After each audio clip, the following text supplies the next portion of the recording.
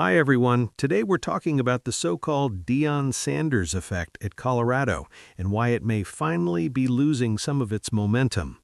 On paper, Colorado's athletic department just posted a record-breaking year, bringing in $161.7 million in revenue during fiscal year 2025.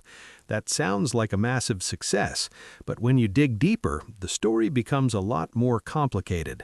Despite the headline number, the department is under growing financial pressure, and football ticket sales are slipping during Deion Sanders' tenure.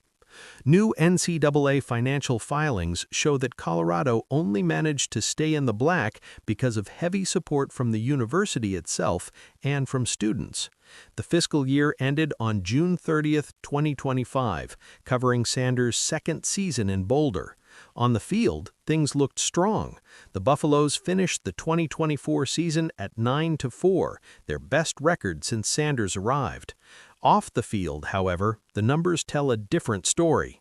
According to documents obtained by USA Today Sports, Colorado reported an operating surplus of just $160,189. That's barely anything for a major athletic department, and it wouldn't have been possible without massive institutional help.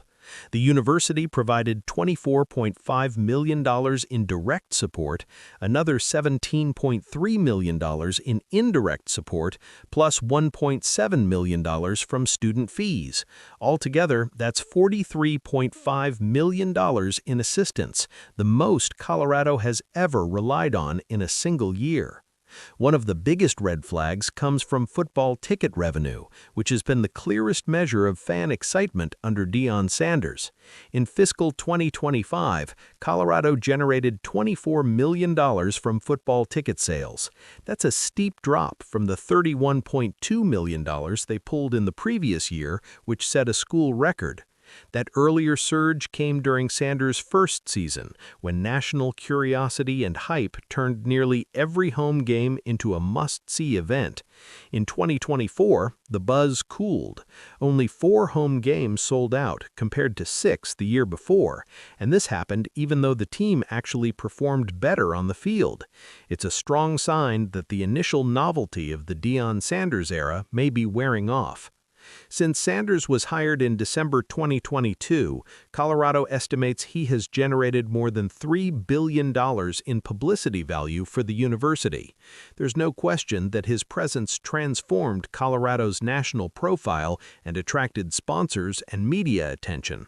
But publicity doesn't automatically translate into cash, and the drop in ticket sales shows how difficult it is to turn attention into long-term sustainable revenue. Looking ahead, the situation could get even tougher.